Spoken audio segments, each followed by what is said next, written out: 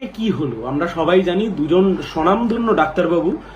Doctor Kunal সরকার এবং doctor সুবর্ণ গোস্বামীকে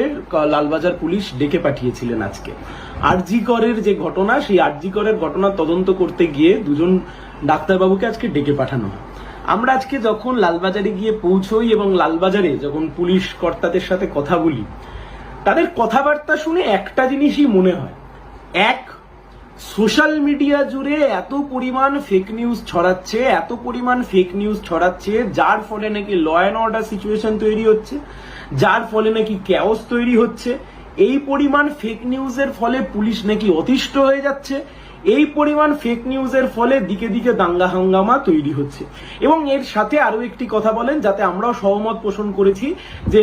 যিনি ভিকটিম, যে মেয়েটি ধর্ষিতা হয়েছেন, যে মেয়েটিকে খুন করা হয়েছে, তার ছবি অনেক জায়গায় পোস্ট করা হচ্ছে, এটি সত্যি উচিত না। কিন্তু দেখুন, পুলিশ